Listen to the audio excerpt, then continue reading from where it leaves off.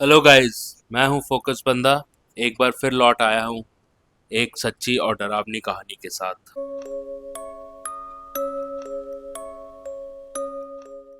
रवि उत्तर प्रदेश के एक छोटे से कस्बे चित्रकूट का रहने वाला था। पहली बार अपने शहर से बाहर पढ़ाई के लिए निकला था।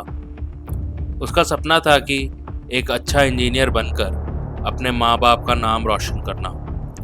जब उसका एडमिशन कॉलेज में हुआ तो उसकी खुशी का तो जैसे ठिकाना ही नहीं रहा। कॉलेज का कैंपस मॉडर्न था, स्टूडेंट्स स्मार्ट थे और फैकल्टी भी काफ़ी एक्सपीरियंस थी।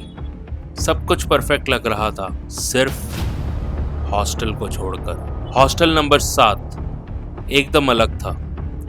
बाकी हॉस्टल नए थे, नया पेंट, नए टाइल्स, सीसीटीवी कैमरास, लेकिन हॉस्टल 7 का दरवाज़ा देखते ही रवि थोड़ा दंग रह गया।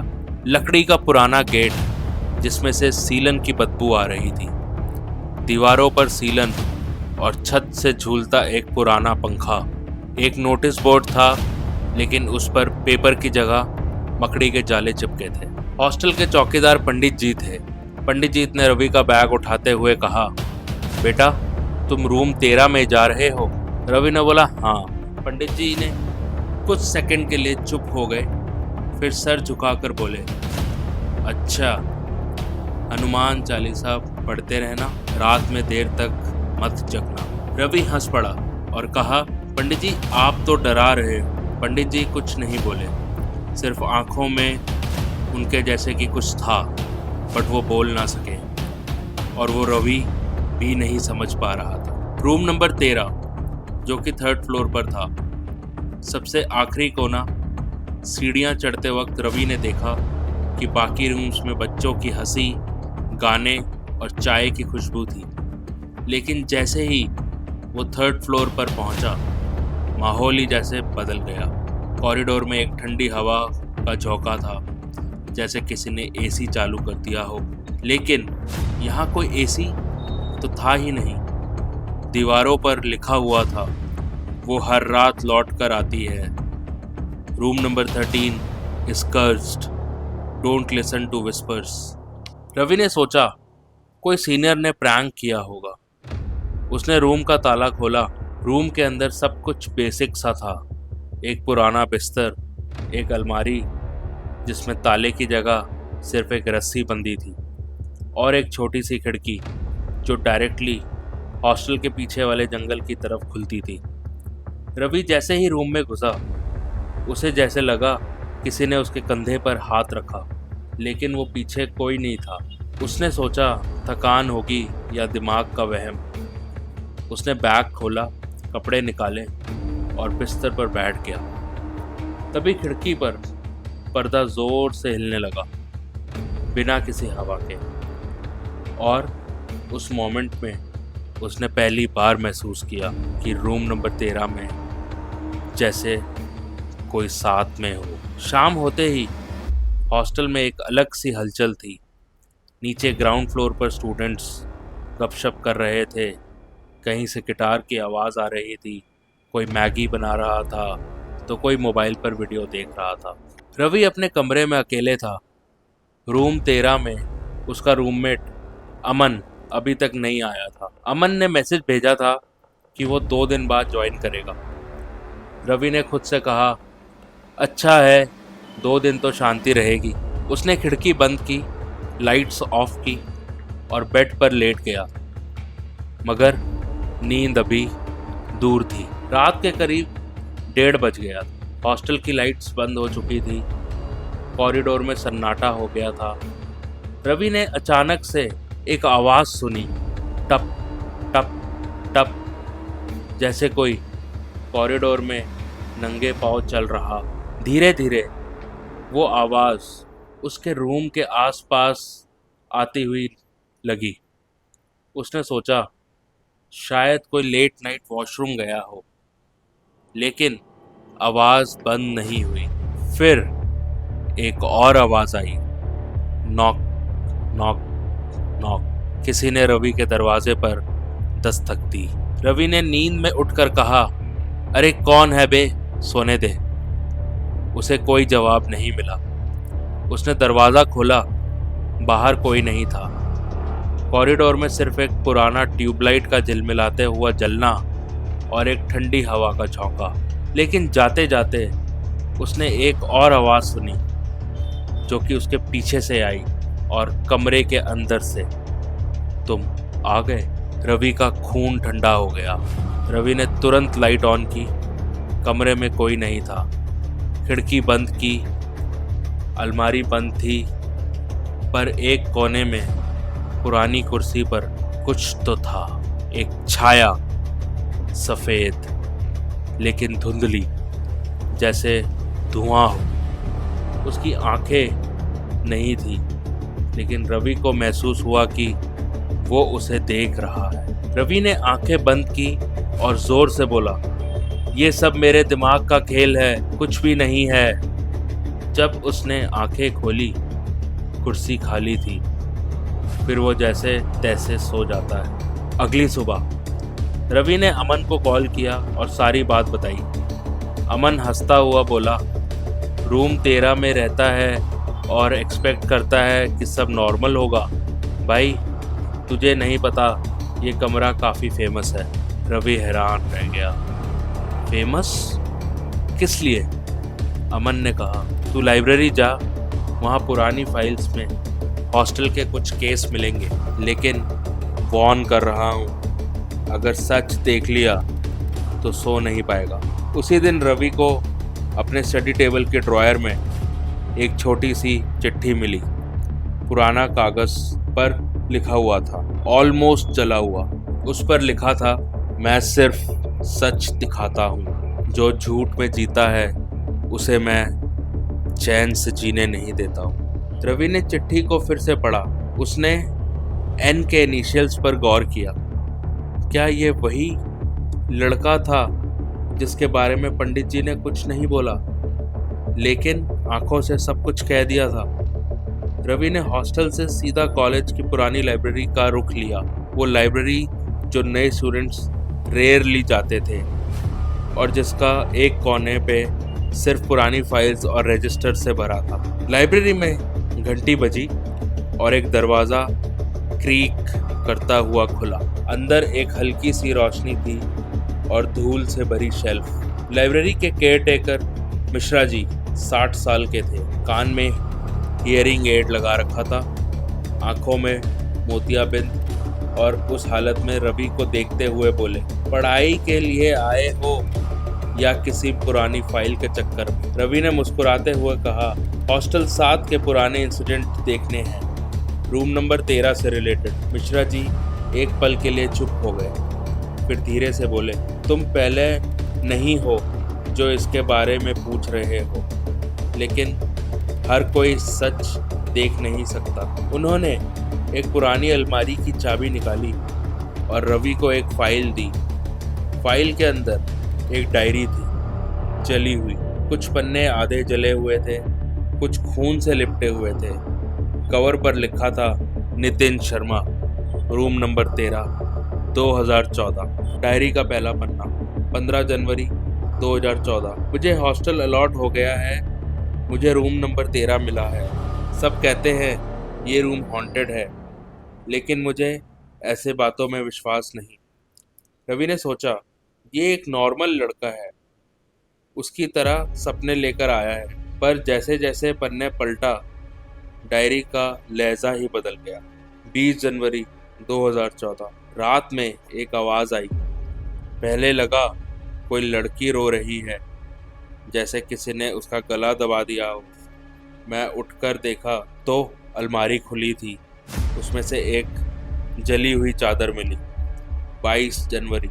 मैं कुछ दिन से नींद नहीं ले पा रहा हूँ। कहीं से कोई मुझे देखता है, मुझे लगता है ये कमरा मुझे ख़त्म कर देगा। 28 जनवरी। आज मुझे किसी ने धक्का दिया, कोई नहीं था रूम में। मिरर पर लिखा था, तेरा वक्त ख़त्म। मैं वार्डन के पास गया, पर उन्होंने कहा, बच्चों को दिमाग का इलाज चाहिए, वो सोचते हैं उन्हें सच नहीं दिखता। ये शायद वो भी इसमें शामिल है। 30 जनवरी 2014। मैं सब रिकॉर्ड कर रहा हूँ। मैं मर भी गया तो ये डायरी मेरा सच गवाही देगी। वो आता है रोज़ 2:13 पर। मुझे जलाने की तैयारी हो गई है। अगर कोई ये पढ़ रहा है तो याद रखना, मैं वापस आऊँगा। मैं उन्हें चैन से जीने नहीं दूंगा। नितिन, ये सब खून से लिखा हुआ था। लाइब्रेरी से बाहर भागा रवि हॉस्टल वापस आया, लेकिन अब उसका चेहरा बदल चुका था। डर तो था, लेकिन उस डर के पीछे एक जज्बा भी था, नितिन के लिए इंसाफ। रात होने लगी। हॉस्टल के स्टूडेंट्स अपने अपने काम में बिजी थे, लेकिन रवि अब एक सीनियर के साथ चेहरे को अलग नज़र से देख रहा था। डायरी के कुछ पन्नों में नाम छिपे लिखे थे, आर और डी। रवि ने अमन से पूछा, तेरे सीनियर्स में आर और डी नाम के कौन कौन हैं? अमन ने सोचा, फिर बोला, रघुवीर सर और दीपक भैया। दोनों फाइनल ईयर में हैं, हॉस्टल 7 के पुराने। पर क्यों? रवि चुप हो गया। उसके दिमाग में सिर्फ एक ही बात थी, क्या ये वही लोग हैं जिन्होंने नितिन के साथ? रवि ने बेड की चादर हटाई तो उसे मैट्रेस पर एक बड़ा सा गीला लाल धागा और एक लाल दाग, जैसे कि किसी का खून गिरा हो, मिलता है। उसने हाथों से टच किया, वो बिल्कुल गीला था, लेकिन 1 सेकंड में वो दाग गायब हो गया। रवि का दरवाज़ा खुला और वहाँ एक चिट्ठी चिपकी थी, चुप रहा तो जिंदा रहेगा, सच बोला तो वो तुझे भी जला देगा। नीचे सिर्फ एक नाम था, दीपक। रवि ने फैसला किया वो दीपक से बात करेगा। रात के करीब 1:40 हो रहे थे। वो छत पर गया जहाँ दीपक अक्सर सिगरेट पिया करता था। अंधेरा था और एक डिम सी लाइट सिर्फ उनके चेहरे को कांटा कोछा दिखा रही थी। रवि ने सीधा कहा, नितिन शर्मा को तुम लोगों ने मारा था, है ना? दीपक की सिगरेट का धुआं फ्रीज हो गया, उसकी आंखें बर्फ की तरह हो गई। फिर वो हंसा, तू उसकी डायरी तक पहुंच गया? वाह, तो अब तू भी मरने को तैयार हो जा। रवि पीछे हटा, लेकिन दीपक ने उसका कॉलर पकड़ लिया। तभी हवा में तेज चीख गूंजी, छत का बल्ब फूट गया, एक सफेद छाया हवा में घूमी और दीपक की आंखें पलक झपकते ही सफेद हो गई। उसका मुंह खुला, उसने चीखा चिल्लाया, पर आवाज ही नहीं निकली। फिर उसका शरीर हिलने लगा, जैसे किसी ने उसके गले में रस्सी डाल दी हो। रवि ने देखा, दीपक हवा में उठ गया, जमीन से 2 फीट ऊपर। नितिन की आत्मा उसके सामने थी। उसने कहा, तूने मुझे जलाया था, अब मैं तुझे सुलाऊंगा। ये सब देख रवि अपने कमरे में भाग गया। अगली सुबह हॉस्टल में छा गया हंगामा। दीपक बेजान था, जिंदा था, लेकिन खामोश और बेहोश। उसका चेहरा पूरी तरह सफ़ेद पड़ा हुआ था, आंखें खुली थी, लेकिन उनमें जान नहीं थी। मेडिकल रिपोर्ट में लिखा गया, extreme shock trauma, no physical injuries, brain unresponsive. Warden ने इसे मेंटल ब्रेकडाउन बताकर चुप करवा दिया, लेकिन रवि जानता था ये धमकी थी। नितिन अपने दुश्मनों को छोड़ता नहीं। उसी रात रवि के फ़ोन पे एक अननोन नंबर से मैसेज आया। अगला नंबर आर का है, क्या तू देख सकता है सच का असली चेहरा? दीपक के बाद रवि का अगला निशाना था रघुवीर, जिसे सब रघु भैया कहते थे। फाइनल ईयर का स्टूडेंट, एक सीनियर जो वार्डन का फेवरेट था और सबसे इन्फ्लुएंशियल। पर रवि अब अंधेरों से नहीं डर रहा था। उसने नितिन की डायरी का एक छुपा हुआ पन्ना देखा, पीछे की तरफ चिपका हुआ था। उस पर लिखा था, आर मुझे ब्लैकमेल करता था, उसके पास मेरे कुछ पर्सनल फ़ोटोज़ हैं। मैंने मना किया तो कहने लगा, तुझे कोई नहीं बचा सकता नितिन। नितिन की राइटिंग उस पन्ने में हिलती हिलती लग रही थी, जैसे डरते डरते वो लिख रहा। रवि ने हॉस्टल के एक दूसरे सीनियर कबीर से मिलकर रघुवीर के अगेंस्ट सबूत इकट्ठा करना शुरू किया। कबीर पहले नितिन का दोस्त हुआ करता था, लेकिन किसी वजह से वो भी चुप हो गया था। कबीर ने बताया, रघु और दीपक ने एक रात पार्टी में नितिन को ड्रग्स दिए थे। उसने उनका सामान उठाकर फेंक दिया। वो उससे धमकाने लगा। नितिन वार्डन के पास गया, लेकिन उन्होंने सब चुप करवा दिया, क्योंकि रघुवीर एमएलए का बेटा था। रवि का दिमाग घूम गया। ये सिर्फ एक भूत की कहानी नहीं, ये एक कवर अप है। रवि ने रघुवीर को हॉस्टल के टेरेस पर बुलाया, वहीं जगह जहां दीपक बेजान मिला था। रघुवीर हंसा, तो तू भी हीरो बनना चाहता है? देख, नितिन अपनी मेंटल प्रॉब्लम से मर गया था। डायरी भी उसकी इमेजिनेशन थी। रवि ने उसका मोबाइल सामने रख दिया, कबीर के रिकॉर्डेड कन्फेशन के साथ। तो ये भी इमेजिनेशन ही है। रघुवीर गुस्से में चिल्लाया और रवि को धक्का देने लगा। तभी हवा एकदम बंद हो गई और फिर एकदम ठंडी हवा चलने लगी। मिरर जैसे कोने पर था, उसमें एक छाया दिख रही थी, वही सफेद चादर में लिपटी रूह, मगर इस बार चेहरा साफ था, आंखों में दर्द और गुस्से का लावा। उसने रघुवीर की तरफ देखा और कहा, मुझे तुमने जलाया था, तुमने मेरी आवाज़ दबाई, अब मैं तुम्हारे हर झूठ को जला दूंगा। टेरेस की हवा घूम गई। रघुवीर ने चिल्लाना शुरू किया, मुझे माफ़ कर दो, मुझे माफ़ कर दो, वो सब दीपक का प्लान था। रवि ने देखा, रघुवीर के हाथ पर जलने के निशान दिखने लगे। उसका मुंह जला हुआ लग रहा था, लेकिन आँख कहीं नहीं थी। नितिन की आत्मा ने आखिरी बार कहा, झूठ के हाथों सच कभी नहीं मरता, सिर्फ बदला लेता है। और रघुवीर बेचैन हो गया। रवि ने डायरी, ऑडियो रिकॉर्डिंग और सीसीटीवी फुटेज पुलिस को दिया। वार्डन को सस्पेंड किया गया। रघुवीर को मेंटल हॉस्पिटल भेज दिया गया। उसका मुंह अब भी जलता दिखता था, लेकिन डॉक्टर्स कह रहे थे उसके शरीर पर कोई फिजिकल बर्न नहीं है। दीपक अब भी चुप है। उसकी आंखें हर वक्त एक कोने में देखती है, जैसे कोई खड़ा है वहाँ। सेमेस्टर एंड होने तक रवि ने हॉस्टल 7 छोड़ दिया।